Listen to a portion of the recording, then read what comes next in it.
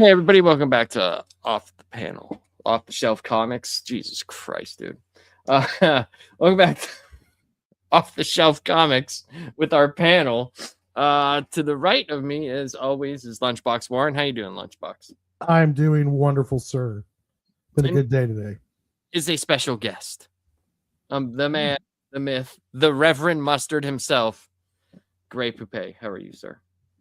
Hey, I'm doing better now, especially since I got to read this book, man. Thank you for letting me into the comic club and letting me be a part of this. Because, man, this is the team up that I've wanted ever since I was a kid. So, hell yeah. Excited to talk about this. So, we have mentioned many times, both me and Warren, that there's a lot of comics out there right now that are good if you go and look for them. And one of the comics that I'm just so surprised that nobody really talks about is the comic that we're reviewing today. We're going to get into these issues as the weeks go by, but we are going to be taking a look at Spider-Man and Wolverine, #1. And yeah, it's crazy. You would think that two legacy characters who sell a lot of comics singularly are just not being talked about right now in this comic. It's wacky. Especially with the story's good, the art is amazing, and with the way things are right now, you think that this would be one of the more talked about Marvel projects going on, but it's kind of just kind of under the radar for a lot of people. Yeah, we got Mark Guggenheim writing the story and Carrie Andrews doing the art for some of the books, most of them, but then they switch up artists, but it relatively looks the same throughout the series so far. But yeah, so overall, it's pretty crazy that nobody's really talking about this book. And if there are people talking about it, you don't see it as widely as Ultimate Spider-Man or, even Ultimate Wolverine, which is still a great book in itself. It's a fantastic book, but it's like, dude, you're getting the best of both worlds. The art in this book is incredible. The story is incredible. And they touch on a lot of subjects that people have been wondering about. And the twist that they put with it, especially in the first book, is great, man. I think it's great. Yeah. But overall, I've been enjoying the series. What do you think, Warren? How far are you along in this? I'm all caught up with unless one's come out recently. I think up to 9 issues. I think I'm up to 8, and I have been enjoying the thrill, the ride. It reminds me a lot of 90s comics, a lot of just the good, solid story and really, really good art. This is the newest one. Yeah, I don't think I have that one. I think I have up to 8. Yeah, so there's 9 issues right now so far.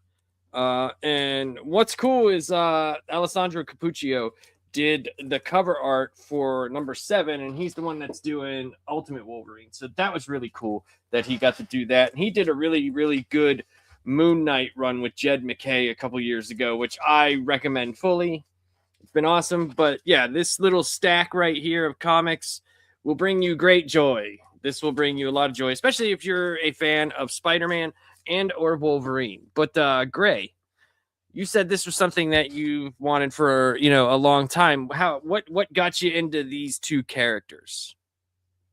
Oh, good question. I guess it would probably be the animated series back in the 90s. I always loved them, but the 90s was kind of all about Wolverine, and he had so many different kind of team ups, variations.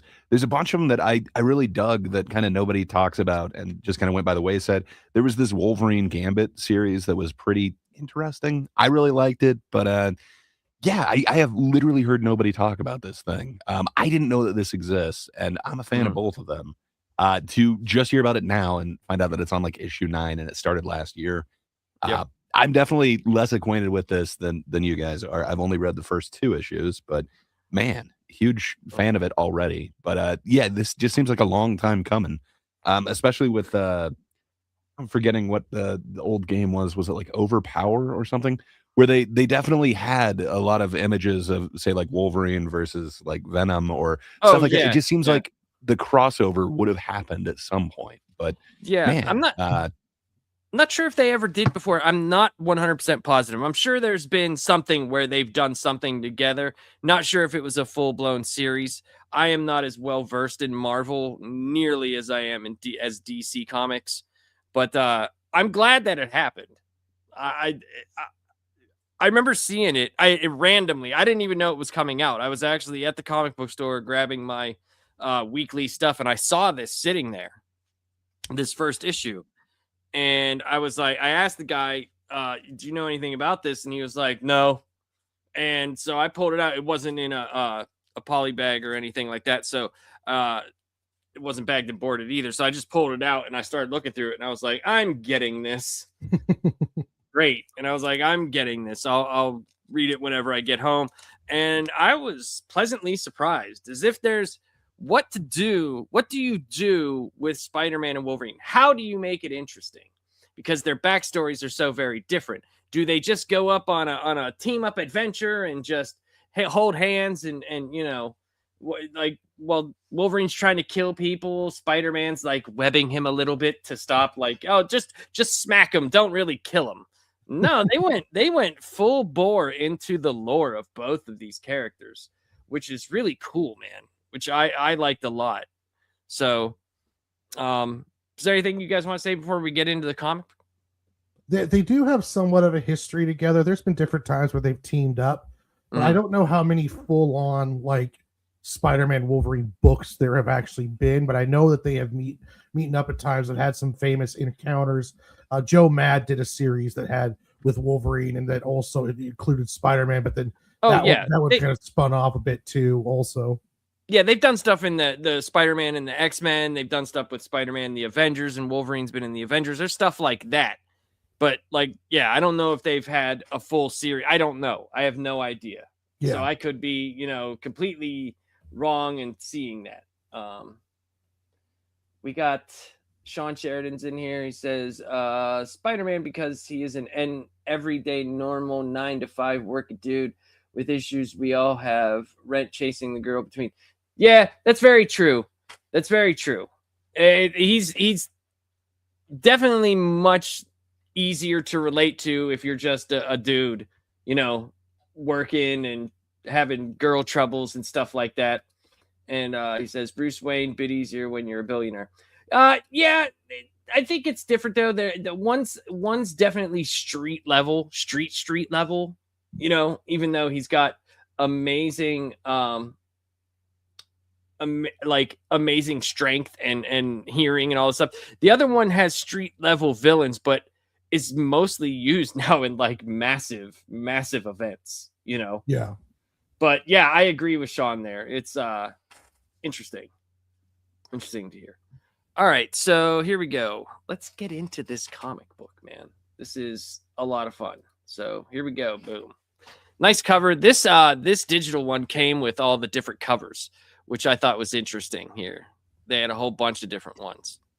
And all the variants on here are beautiful, but at the same time, they're not far off from the art. But man, do I dig these variants, especially the painted one. That's the one I love. Yeah, right there. I think that's awesome. But yeah, that one's that great. one. That one's I don't know why fantastic. just the painted ones stand out to me. Yeah, it would be sweet, like if Alex Ross would go back and do some Marvel stuff like he did for Marvels. But he's got a new series coming up. He's going to be doing a full-on Marvel painted series that he's writing. I'm not sure when it's going to debut, but I saw an article about that one. Because if you ever get a chance and can get Marvel the graphic novel, it's fucking amazing. It is brilliantly done and looks incredible. All right, so we're not gonna read the whole thing, but we're gonna, you know, go over everything that's happened. We got Wolverine here just doing his thing. You know, he is the best there is at. Well, fuck it, who cares? You know the drill. And I think what an that's awesome funny. opening panel, man. It is. It's so Weapon X, but in the best possible way. Mm-hmm. Warren, what'd you think of this opening panel, man? It's beautiful, and Gary Andrews during this entire first issue, his composition and page layouts are just breathtaking. I was taking notes, just going over it, and like, okay, I need to try that. I need to try this, because the way he can transition in story, the way he breaks panels, it's just absolutely beautiful. Yeah, it's brutal right here. The chaos that is happening is brutal, and I like the fact that his face is shadowed and his hair. He just looks crazy Wolverine. Really cool. Good waistline too, man. Really, really nice waistline. He works out. He's keeping it tight. He's got a good diet plan. Yeah. So he's in Berlin, Germany, and he's got a meeting. He's meeting up with someone named Bill Branscombe, and it's been a long time. And they're meeting up in a Hydra remnant safe house. And he wants to know what the hell Bill wants. And I love looking at him because I'm thinking of this scene happening in a movie, and right there is like completely what's his name? Oh damn, I forgot. What's the guy from Tombstone, the old guy? Oh, Sam Elliott? Sam Elliott. There we go. That could be Sam Elliott right there. So what's happening here is Bill Branscombe says to Logan, like, have you heard of the Janus Directory? And apparently the Janus Directory is a list of all double agents, people who have been playing both sides of the field. Not only does it have their real names, it has literally a directory of every mission that they've ever done with details and everything. So that's big news, man. That's like a big deal because there's so many double agents, especially in Marvel, because they have a lot of, societies like Hydra, AIM, all of those things. So that could be troublesome, which shall you say? Do you What want do to you think, keep Martin? a master list of all that? Like, should it be in one place? It just seems like it makes it so much more convenient. Although I don't own a spy network, so I don't know. It just seems like you don't want the list to leak, man. No, you wouldn't. But I'm wondering if someone compiled it. That's probably what happened. Someone probably compiled the list from all the different agencies, is my guess. What do you think, Warren? Yeah, you usually do stuff like that as a blackmail material against whoever. Like, you have all that stuff down there. The agents will never be able to leave, and if they do try to leave, then now you have something to keep them there. Right. Yeah, and we got Bill Branscombe up here, seeing the other side of his face, doing his best Two-Face / Jonah Hex impression. So he's worried, and he says, hey, this list could be troublesome because bottom line is if it sees the light of day, a lot of people are going to get ruined, and how many more will die? So I thought that's a pretty good setup on Wolverine's side here. And with what we find out a little bit later, it's interesting why Wolverine went to Peter Parker, because you wouldn't think Peter Parker go get him because of some double agent list, Yeah. But they've messed around a little bit with his his backstory and his continuity, and his parents were agents, secret agents for some organization. And hi Emily, how you doing? Hey Orange, what's up? Hey guys, sorry about yesterday. I could not do the show. I don't know if I had like a medication reaction or something, but all I know is I did not feel right yesterday. Very bad, and it was not cool for me. So Spider-Man is in it's 1 week later, and Spider-Man is flinging through the city, and that looks amazing, by the way. That is a classic Spider-Man look at my balls pose. Yes, it is. Yes, but also what they're doing with cutting between where he's supposed to be and where. Man, I love the way that this guy just lays it out. Yes. One quick question.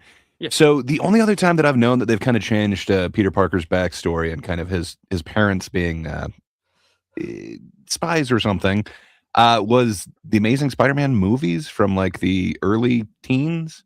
Mm-hmm. Is that a thing now since those movies, or what? I have not seen anything about his parents being. So I would have to, as long as it doesn't involve a train, I'm happy. I would have to look and see because I knew they were like doctors or something like that. But so it's back in 68. It says Parker's parents, Richard and Mary, were established as CIA spies who died in a plane crash during a mission. A backstory introduced in Amazing Spider-Man number 5, 1968. Damn. Okay. Roughly 6 years after Spider-Man's debut. Like I said, My bad. no, that's not your bet, because I don't know that. Like I said, I have a lot of Spider-Man, but I'm working on getting a lot of the older stuff. And that's something, Spider-Man was something like that I never went and like illegally downloaded or stuff like that. It just wasn't, because they have a great collection called the Masterworks collection, and you could still get them available. And I've been working on getting a lot of those to branch out from Stan Lee's to Ditko's to, you know, stuff like that. That's Spider-Man. So that's nothing that I've ever read. I didn't know that. So, you know, you're not in the dark. Did you know that, Warren? I didn't realize it was established so early, because they don't reference it much at all. Like, you just, most of your common Spider-Man fans would know that he was with his aunt and uncle, and that his parents weren't there, so something must have happened to him. I didn't realize that they established all the way back in the 60s that they were secret agents. I knew that they established it, but I just didn't realize it was that early. Yeah, I knew, I had known about the plane crash and that stuff. I just didn't know about the secret agent thing. And I would almost guarantee that I've probably heard that many times before, but just don't remember, to be honest. I'll just be honest. I've probably heard it. We probably all have. It's just, there's so much continuity with these books. And, you know, the nice thing with Marvel is it's had one continuity, you know, straight through. So that's pretty cool. But yes, this page layout is amazing. Him zipping through New York City and the girl waiting there. I like how that's like that. It's pretty awesome. Yeah, that is a beautiful way to do that. And plus, it's very Todd McFarlane. A lot of Kerry Andrews' artwork on this book reminded me of Todd McFarlane. Very influenced. I'm wearing the shirt. Yes. So he's Spider-Man, and he is very, very late. So we get Peter dropping in on his girl, and they go over the whole thing of Spider-Man who's always late, you know, and she's wondering, like, you know why your life is such a dumpster fire, Peter? It's because your upbringing, your parents, stuff that stems with your childhood. You never talk about your parents. And he does. He actually says, well, that's only because my parents were secret agents who were killed in the line of duty.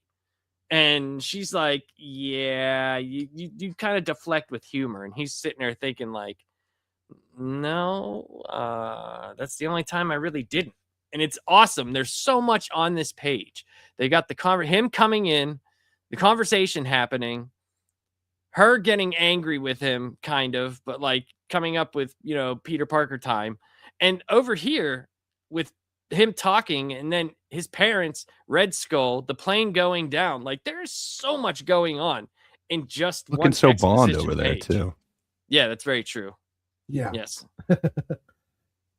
So what did you think about this, like, not being Mary Jane but being another girl? Like, does that bother you, or do you care about the whole Mary Jane type, you know, not being with Mary Jane? Well, I knew that he wasn't currently, because there's a bunch of people complaining about it on the internet and on Twitter.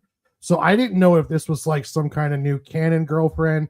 I didn't know if this was one of those things that's kind of like, it's in canon, but we're not paying attention to what's currently going on deals. Mm-hmm. I wasn't quite sure who she was, because she doesn't stick around for very long. So I didn't quite know what was going on with this part of it. I just love the side shot of the face and then his past in there, like he did with Wolverine the page before.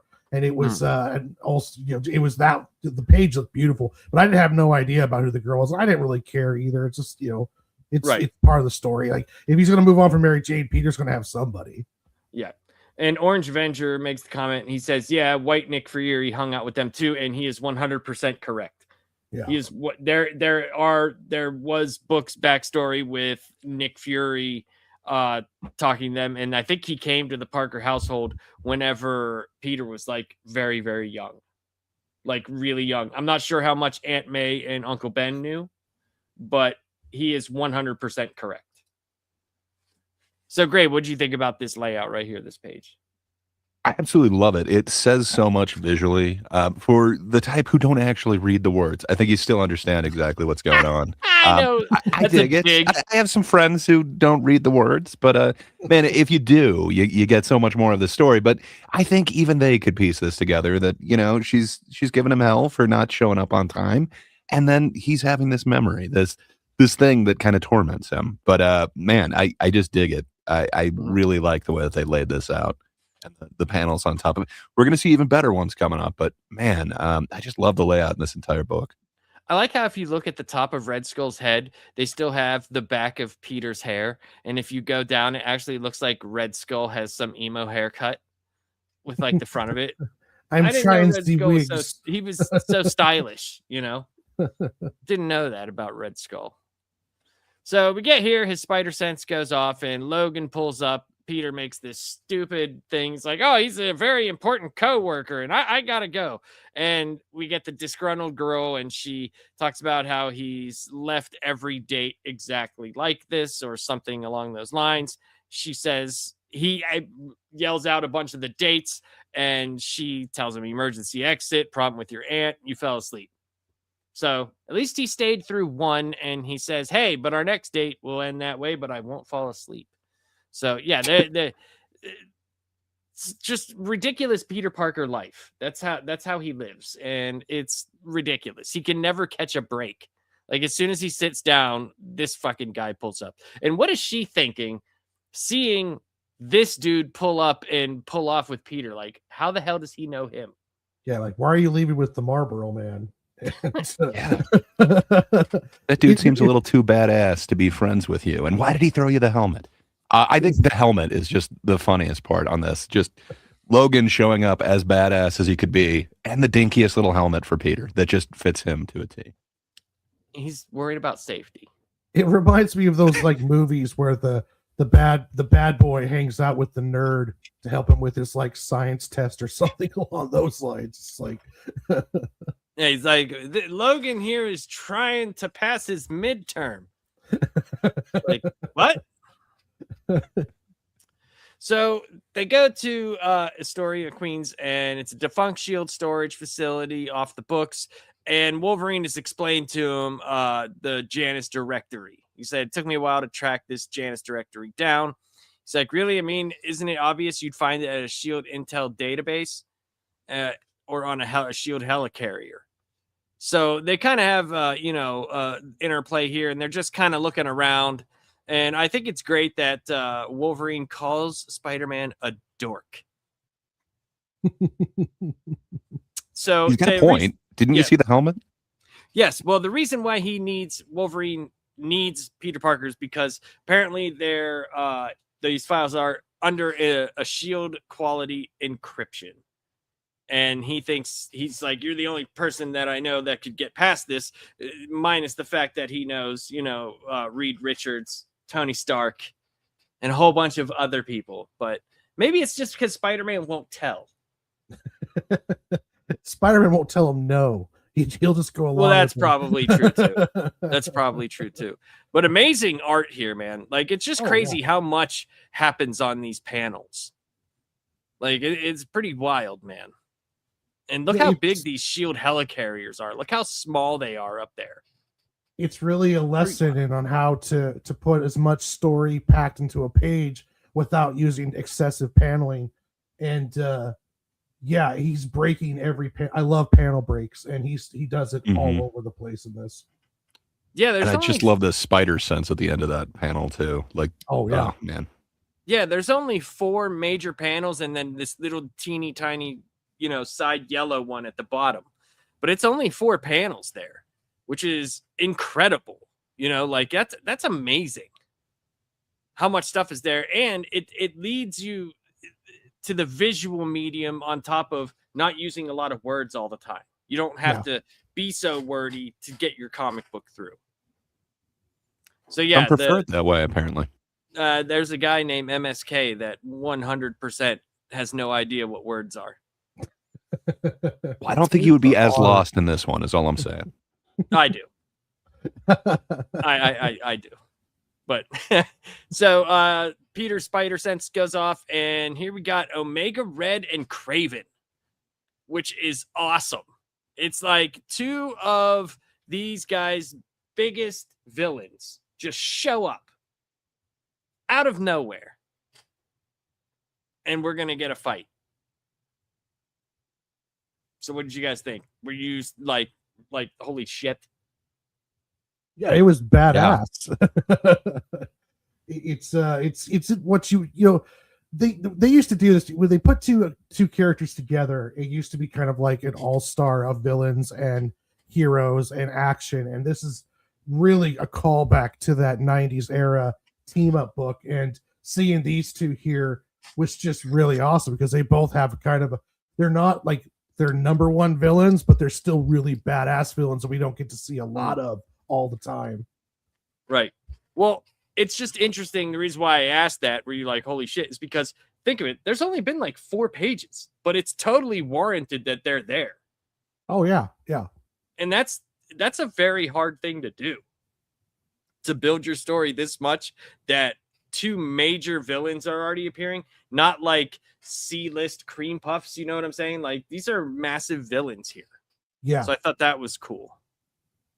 Gray, do you have any history with either of these villains, Kraven and? Oh yeah, both of them. Of course, I love the Kraven the Hunter movie that was out. What was that? 2 years ago now. Amazing. So yeah, when I saw him on page, I was just so happy that finally we get Kraven. But Omega Red, he used to be one of my favorite villains ever, and I feel like I haven't seen him in years. It's awesome to kind of see them in a team up that I never thought that I wanted, but man, I kind of dig it. And then I kind of dig where they're going with this fight, because it's definitely not what I anticipated, but man, they could not make those guys look more badass in that one panel. Yes. So here we get some fighting and some shit happens. And I think it's like, they're like, hey, we should switch up, because basically it's like, you don't know my villain and he doesn't know me. So probably be an easier fight. Not easier, but they won't know all the moves and I won't get hurt as bad. And I love how Wolverine jumps right into it and Spider-Man is all the way up there while they are nothing but shadows down below. I mean, if I had the ability, that's probably how I would handle it too. I'm just saying. Put me well above the action. So we get some more fighting here, and there's some more exposition. And we get some really breaks, it just beautiful. It brings those fights to life. Yes, this is one of those that I would love to see either animated or the actual fight be played out in like a video game or something. Yeah, that would be cool, because you never think of like the Omega Red versus Spider-Man. It's not something you would ever think of, but that is a fight that would be really fun to play out in a video game. Yeah. Also, Kraven versus Wolverine. I also didn't think about that, but man, I really kind of dig why they chose each of these villains, and man, it kind of works with a matchup of powers.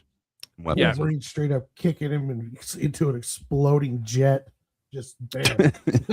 Well, jet fuel is very flammable, especially through kicks. Yeah. And they make the statement of, there's definitely something else going on here than just this pair trying to get their hands on the directory. So yeah, that spiraling of the web right there with the thwip, that is awesome. That's really cool. Is so awesome. That's definitely the Spider-Man 3D moment if it was the movie. Like, check this out. It's no spacing though, I'll tell you that. Yeah, every one of these pages has a panel break. It's just amazing. I love the layout of this entire issue. I guess series. The second one does it as well. I'm assuming they continue with it. Yeah, whenever he's drawing, they do.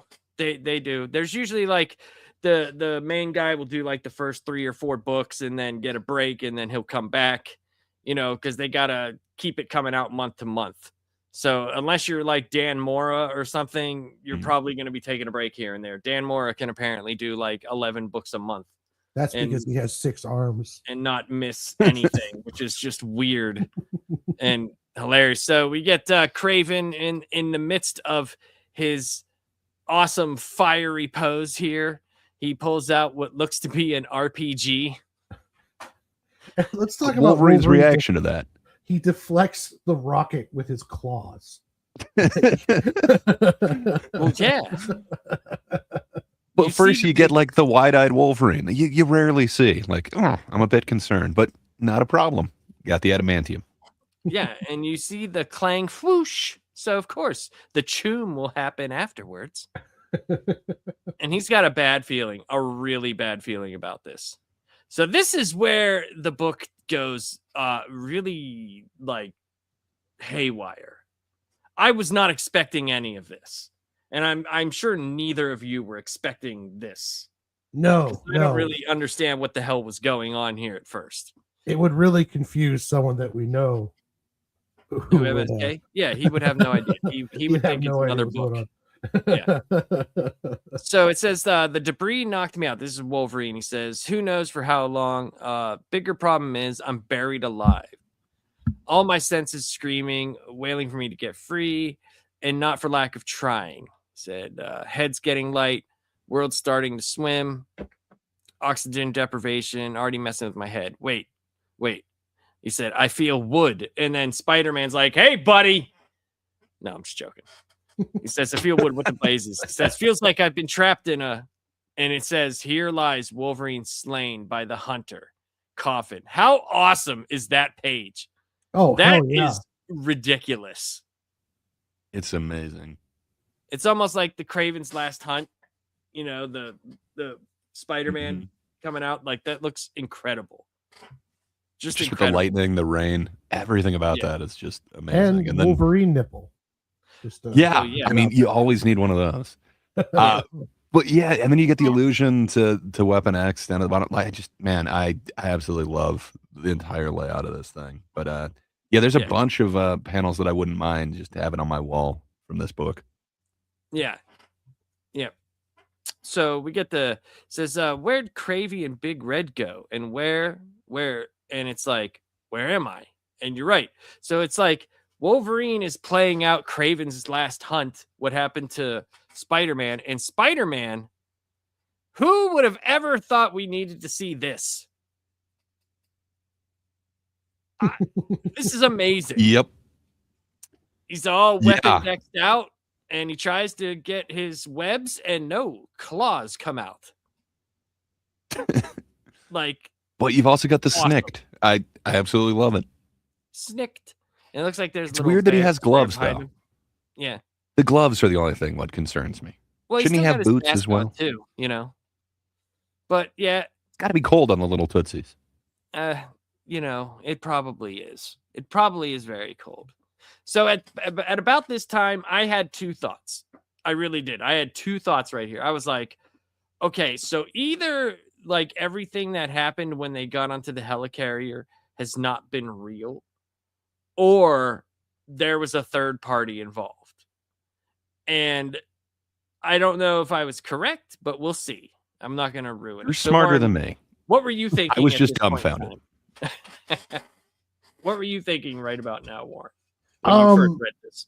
When I first read this, I was confused, and then I thought of a third party that could do something like this. So I was wondering if that was going to be the case, being the fact that we've already got a Craven and Big Red in there. So I started to think, well, it's probably something like that. I just thought it was cool them going down each other's memories, and we're getting all this stuff, and it's with them playing each other out or playing it out in there. So I thought that was really cool. Yeah. So I was thinking something along the lines of their minds being messed with because the environment's around them and they're experiencing this. But yeah, so it was crazy. So we got Wolverine here, and he's disoriented. Can't remember how he got in that grave. Can't remember how he got here. And then there's Mariko. What's he say? And Spider-Man is fighting a bear. A bear. That's awesome. I thought it was cool that even though they're going through each other's past, like it's not Gwen Stacy, it's Mariko. So it's his love interest who puts in the place of what happened with Spider. Like the clang of the fifth panel where he hits with the clang with the sword. Wolverine fighting goes back to the Frank Miller run where Wolverine fought Mariko's, I believe, father. Anyway, I just thought it was interesting that they brought in the real life loves to play the part of they're in that situation. So that was cool. Yeah. And also with Peter and the bear. Yeah, he's like, Peter's fighting the bear. And then all of a sudden he's like swings and then there's a sword there. And he's like, a sword? What? Like, what the hell's happening? And we got Wolverine down here, and you cursed interlopers, Wolverine. And we see Green Goblin in the background. And he throws probably some pumpkin bombs, or as my son would say, punkatins. Threw some punkatin bombs, and there she goes, just like a carpet unrolling off the side of a building. There goes Mariko. What a tragic end for something that's not even there. How dare they? I love Wolverine's got the "I'll get you next time, Green Goblin, you bastard." And yeah, they show the neck snap. Like they show it. Yeah. And he's like, he got her. She's safe. Snap. No. You'll pay for this, Goblin. You killed the woman I love. And you forgot the sandwiches. Great shot of Goblin too. Oh, that's dude. Look how evil he looks with the teeth. Oh yeah. Everything looks fantastic. So we got Peter Parker fighting down here, and he's got the awesome, like, he's got kind of like the Wolverine outfit on, kind of. You know, the yellow and the red belt on and stuff like that, and the brown gloves and stuff. Some of us think of it as mustard and whole wheat costume, but yeah, man, I absolutely love that one. Plus his handkerchief. Well, he's got like the old lady babushka. That's not actually babushkaing. It's definitely a babushka pattern, or like your aunt's curtains. So. But yeah, they're experiencing like each other's memories, but there's still little bits, like Warren said, of their characters intertwined with those memories. And I thought that was really cool, like really well done. And then out of nowhere, we get Magneto. And he's just like, and now I'm here. Agony. Never felt anything like it because I didn't. This happened to Logan. And Wolverine's saying, like, this happened to Parker. Kravinoff must have hit us with some kind of hallucinogen.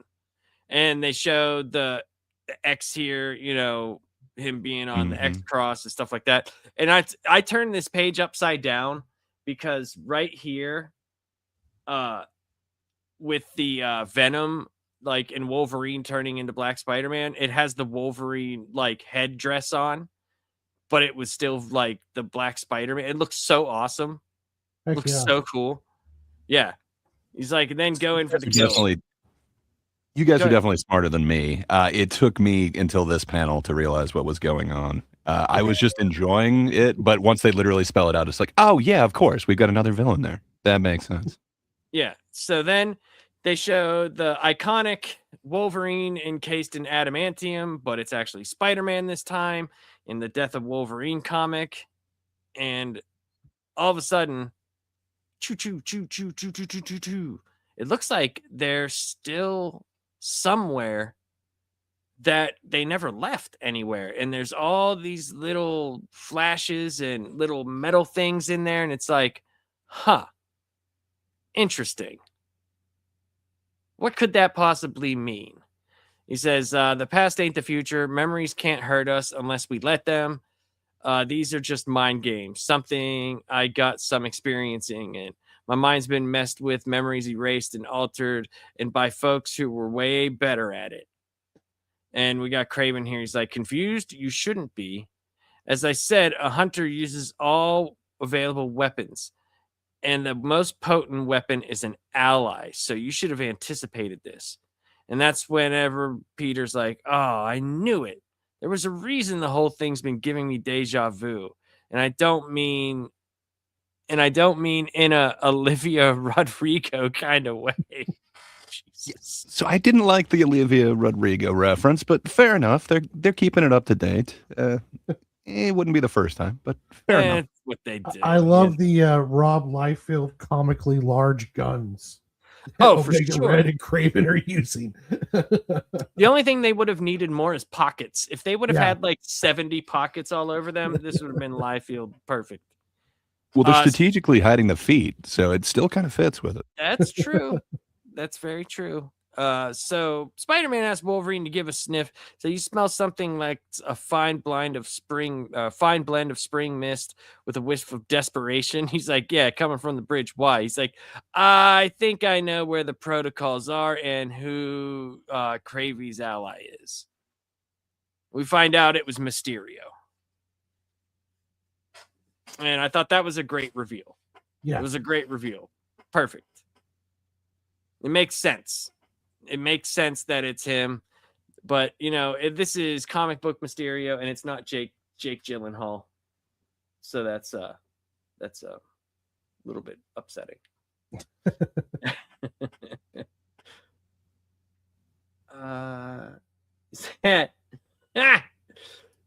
Said this is man law, and he says Spider-Man and Wolverine. He was bitten by a radioactive Wolverine. That's very true. So, what did you think about the reveal of Mysterio? I thought it was cool. It's a good callback. He's one of the Sinister Six. He's a big time Spidey villain, and he's always does the hallucination thing. So that kind of helped make a little bit more sense of what was going on before with all of the hallucinations and seeing stuff. So I was surprised at how quickly he takes him out, but yeah. Well, I mean, once you realize who it is and what it is, I mean, he really doesn't have that much defense after that. No, he's not much of a fighter, even though he draws him all buff, like six-packed and shouldered up. So what did you think, Gray? Do you have any Mysterio history besides the movie and the cartoon? Mainly from the cartoon, but yeah, I had a bunch of different Spider-Man runs throughout the years. I've always dug Mysterio. I think there's a lot that they could have done with him. I kind of hated what they did with the whole Gyllenhaal thing, but still, it makes perfect sense that this would be Mysterio and this would be how they're kind of attacking him. I absolutely love it, and then that makes sense with all of the kind of twisted past memories, yet still slanted, and it's not quite reality. I absolutely dig it. That's when Mysterio is kind of best for me. I don't know why it didn't occur to me, but it just didn't. I caught onto this way later than you guys. But once they kind of revealed that, it's like, oh, I know where they're going with this. I dig it, man. And I think this is one of the cooler depictions of Mysterio. Just the way that they've got like his gauntlets mixed with the muscles, as Warren pointed out. He looks like he'd be formidable. It only takes a couple punches, but still.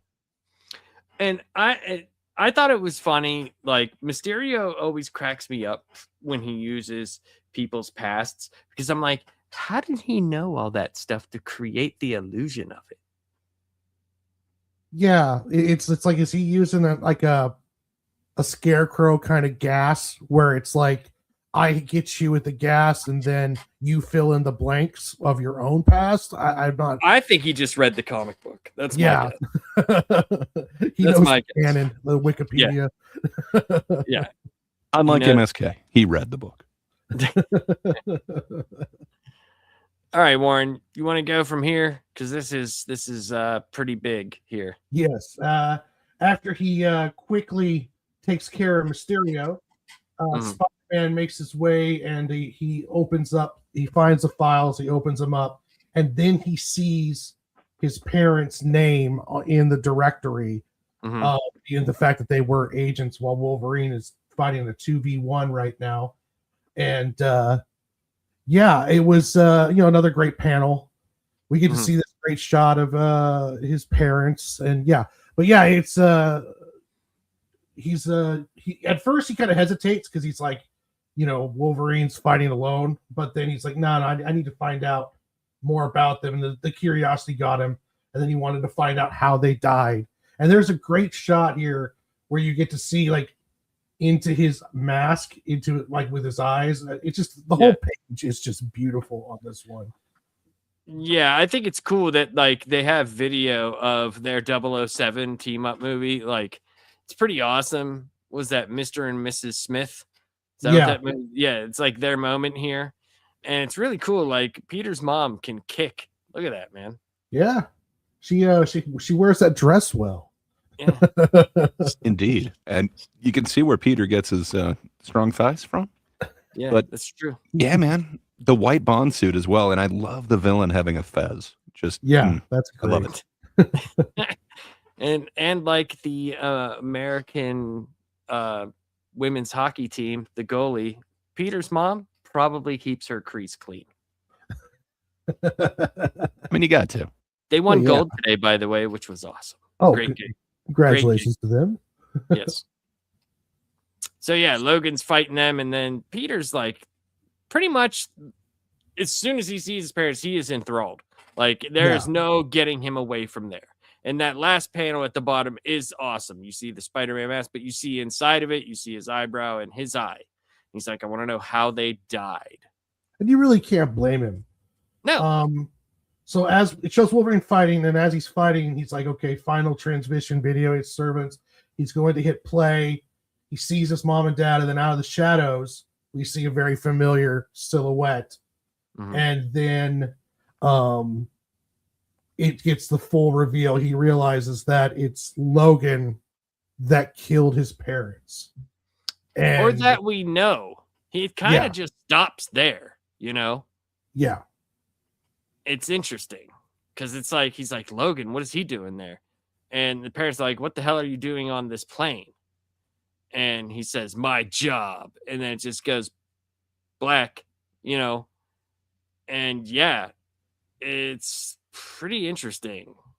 I think that's a really cool thing to do for the story of this book.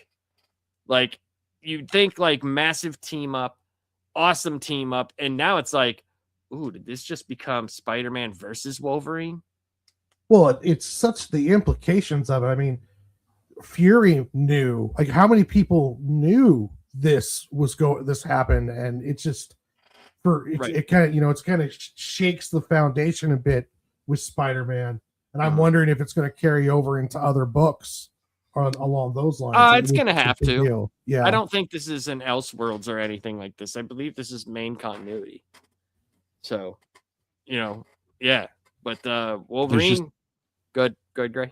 I was just gonna say, there's just so much storytelling that they've done with the eyes, like where you get Peter Parker in full costume and the Spider-Man thing, and you just see like originally the computer kind of you see the names reflected in his eyepieces.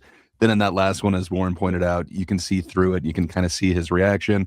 Then in this, you see his eyes just kind of welling up as like the realization comes through. Just, man, I love the art in this book. There's just so much that they're telling you with just his eyes alone.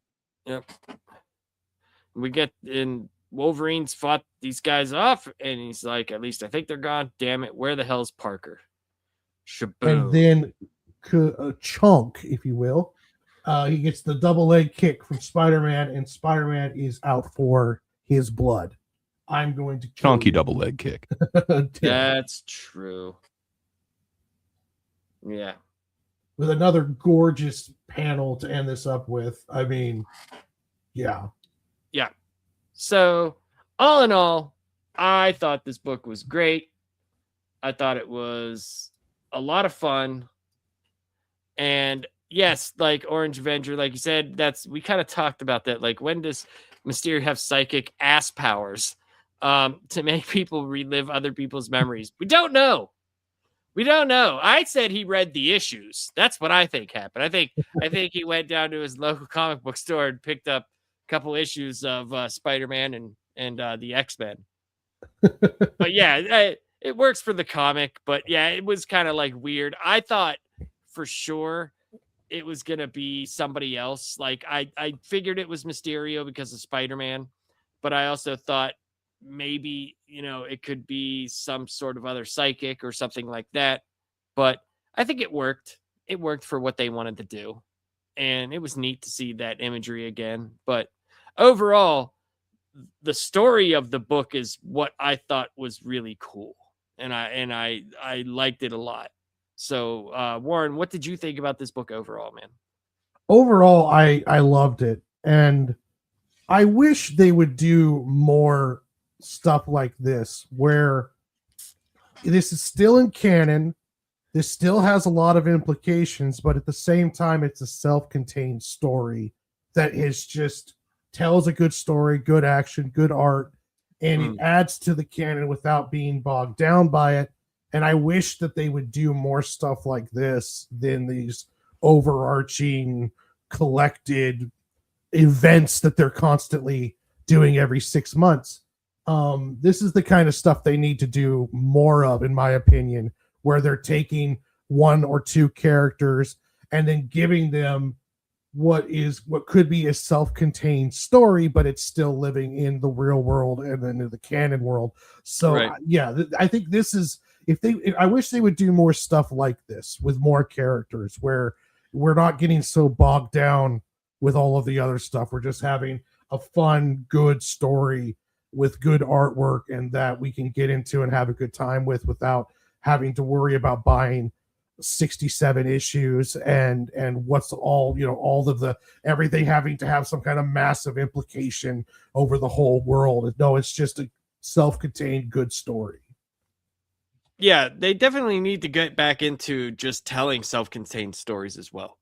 Like that needs to happen, because when, like you said, when you're weighed down by years and years and years of continuity, it's like you can't play in the sandbox as much as you want to.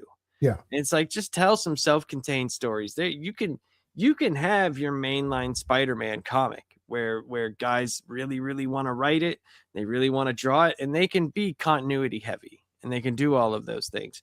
But we should also be able to read books that are just fun, because that's what comic books are supposed to be, escapist fun.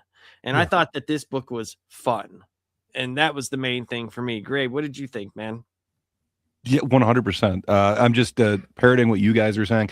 This was fun. I love the team ups, and I love how it's kind of a simple story, but man, did it get me hooked. Just off of this issue alone, I know I'm finishing this run. Man, I just needed to know where it was going after this kind of cliffhanger of an ending. Like, okay, so now Peter has some very devastating information.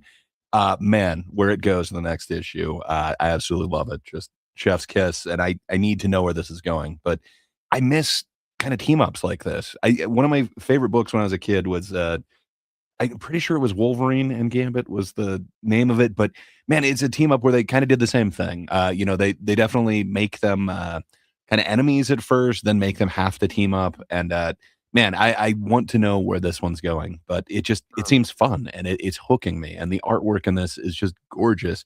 I love the way that they're breaking on at least every page. There's at least one panel break.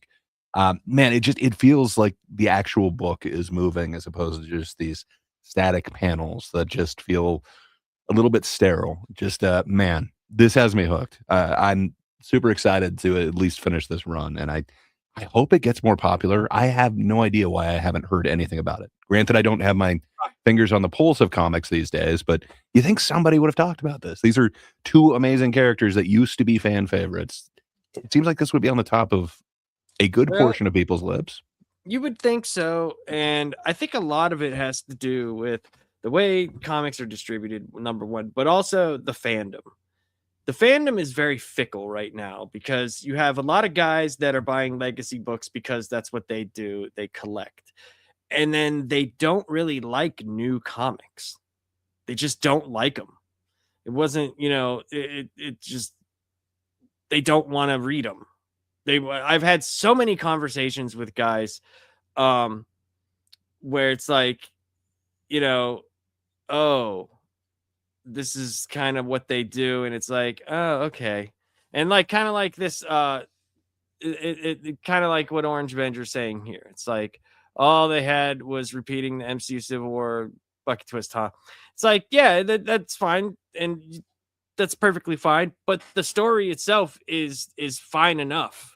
Even if there wasn't that twist, it would be fine enough. The fact that they're doing a team up, and I understand, like I get where people come off and say, oh, you know, there's nothing new. And it's like, well, yeah, dude, they've been writing this shit for 9 zillion years every month. Yeah. I don't know what to do that's new. Like, and when they give us something new, people complain. Like, you know, we got Absolute Batman in that Absolute universe, and it's like something new, and then people still complain about it. So it's like, and I'm not just saying you, Orange, and it's more like just, I don't know what there is to do to satisfy everybody. You know, I don't know what there is. And that's even if Wolverine killed his parents. We don't know yet. It could be something completely different. Well, you know, every story has been told, and sometimes you can tell a story that's been told, but adding different characters to it, adding different little twists can make it more interesting. Like, yeah, let's do a train heist, but okay, let's do a train heist with Daredevil and Punisher, who are trying to get on the train for some MacGuffin, and then we're showing up with all of these like people down through their history. I mean, there's stuff that you can do that has been done before, but adding different characters to it, different dynamics, and it could still be interesting. Like John Wick was just a revenge film, but yet the way they did the revenge film was just amazing, and it was breathtaking, and that's why a bunch of people got behind it. So it's not, I mean, it's hard to come up with something original, and sometimes just adding the new characters and new perspectives to it can change can make it interesting and entertaining. So sometimes going down the same beaten path, but doing that beaten path with different kinds of characters, different kinds of vehicles, it makes the path now more exciting, even though you've gone down the same path over and over and over again. Right. And it's like, Orange makes the point. He says, guys, I love you, but we 100% know Spider-Man is killing anybody. I never thought that would even be a thing. You know, like that he would even try to kill him. I don't even know if Wolverine actually killed him. It just went blank. He never watched the rest of it. Yeah. He just punched him with claws, but he's fine. I don't know. It's not the only time that like Spider-Man's been involved in this. Like he's teamed up with the Punisher so many times where it's kind of the same thing. You know, he tries to prevent the killing, but you know, it's up to the other guy whether he wants to live up to that. Well, I'm just saying that's even if Wolverine killed his parents. That's what I'm saying. Like we don't know for a fact that he did yet. It kind of just went. Oh, my bad. I was just assuming random bad guys. Okay. I got a thought on where it's going, but I have no clue at this point. Who knows? Yeah. We'll have to read and find out. Yeah, but yeah, I agree with you. There would be no way Spider-Man would kill him. There's no way. It's just like Bruce Wayne. It's just like you could do whatever you want, and Bruce Wayne's gonna be like, I can rehabilitate him. I can do it. Like, it's stupid.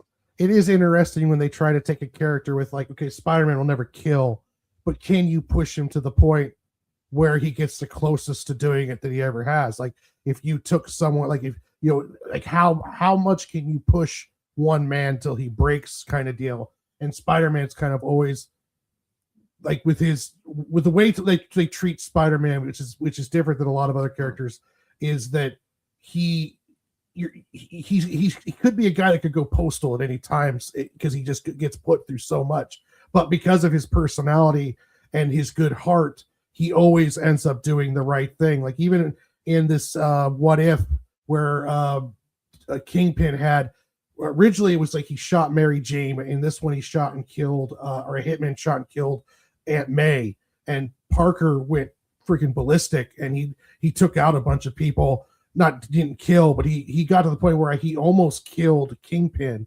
And it was like driving that character to the breaking point, and can he come back from the abyss kind of deal is interesting, even though it's been done a bunch of times with a bunch of different characters. Batman, it seems to be done, almost to ad nauseum at times, but right. Yeah, it's the same thing like with the original burglar or not burglar, but the thief that, ended up shooting Uncle Ben in the comics. Like, he was stalking him, like Spider-Man was stalking him. He was going to kill him. And then the lightning happened and he saw Spider-Man. He was like, oh shit, what the hell's that? And he fell and he died. And then Spider-Man was just like, yeah, well, I didn't even have to do it, so it's okay. And that's a Stan Lee thing. I mean, I wish that I'm on the fence with those things. It's like, do I wish that we got a more realistic interpretation of certain things? I don't know. With Spider-Man, I don't know. But I would like to see him, as Orange pointed out, like that he will forgive him. I would like to see him not do that to certain people. Like, not be able to put up with what they've done. Yeah. Oh yeah, I agree, Orange, where he says Batman, it's constantly. Jason was great when he was like, what the fuck, bro, can you just waste that one guy because you love me? Right.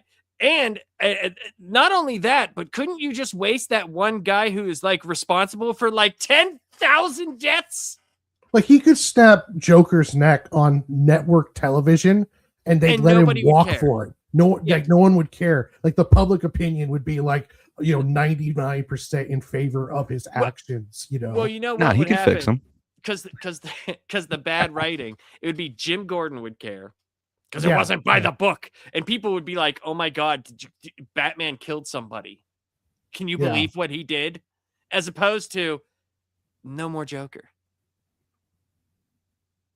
Well, that would be an interesting story if like Batman finally snaps and kills the Joker and like no one cares. Everyone's just like, hey, that's awesome, man. And Batman's going, whoa, what? Like, you mean I don't have to kill everybody now because of my stupid thinking that I have? Like, all of a sudden, Batman's one guy, I have to kill all the guys. Like, that always pisses me off, dude. I hate that. I agree with you. I agree with you.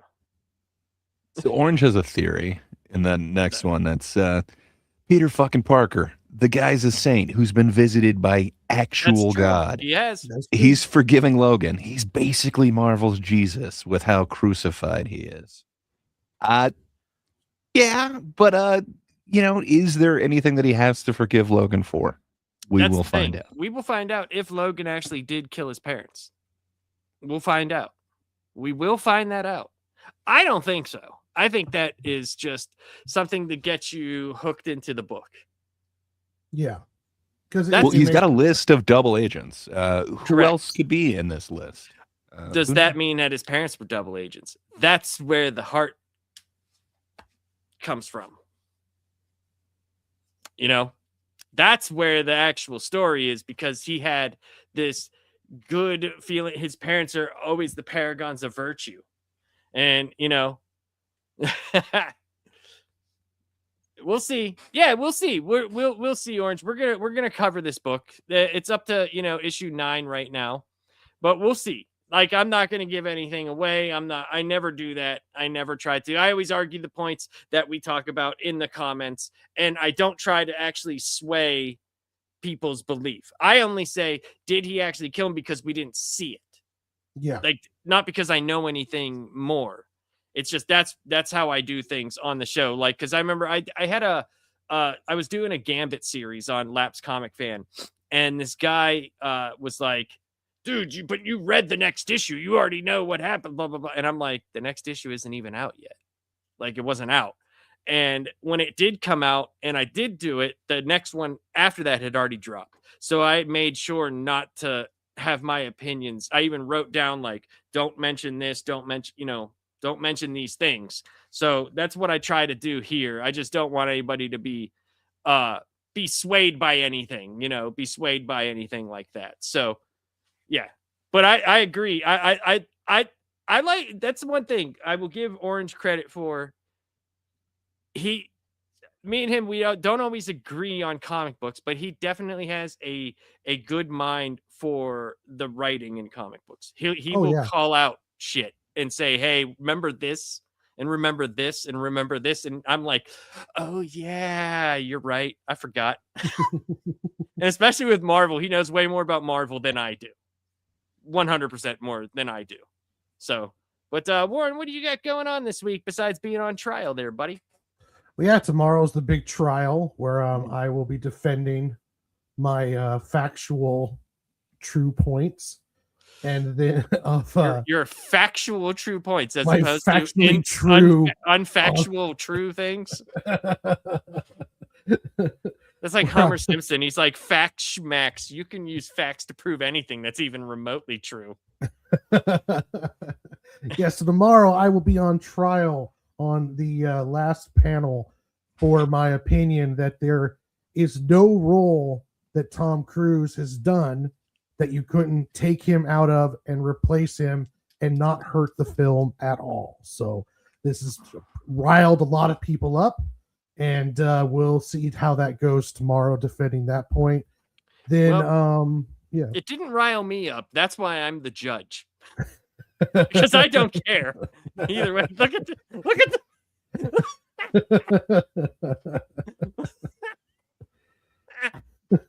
oh, that's funny. But what else you got going on? I know you got I'm getting close to being starting my next graphic novel, which is How the Squirrels Saved Longview, and I'll be doing a lot of live streaming during that process.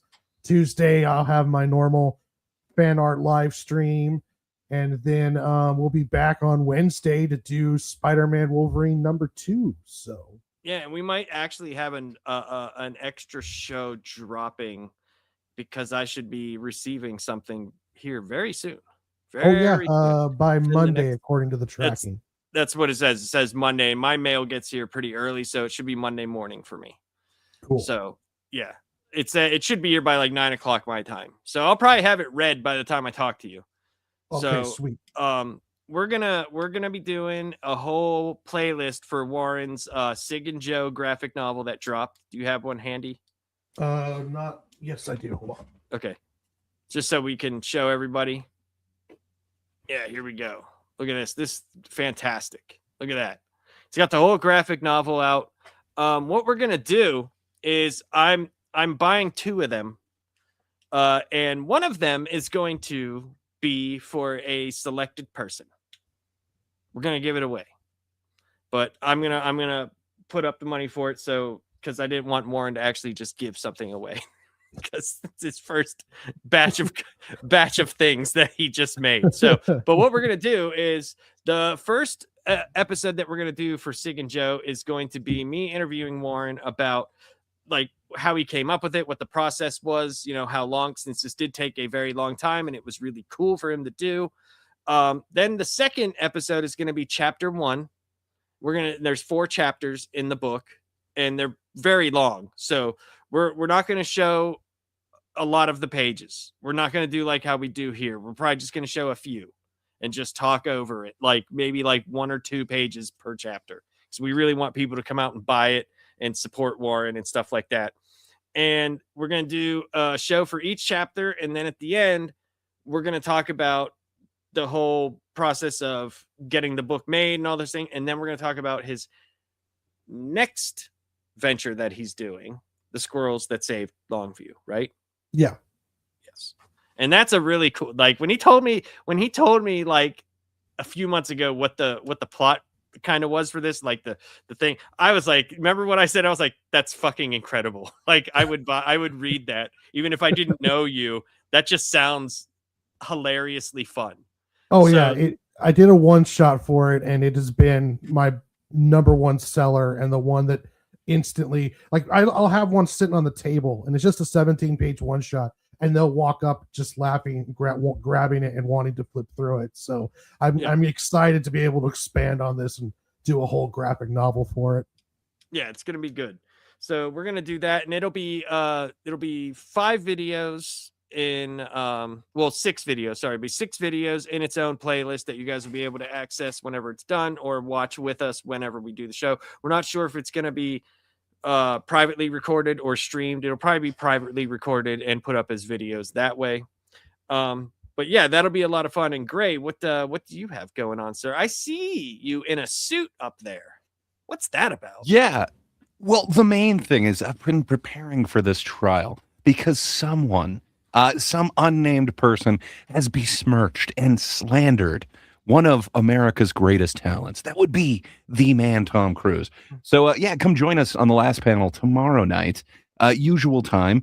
And yeah, I will be prosecuting the one and only Lunchbox Warren for his extremely hot take.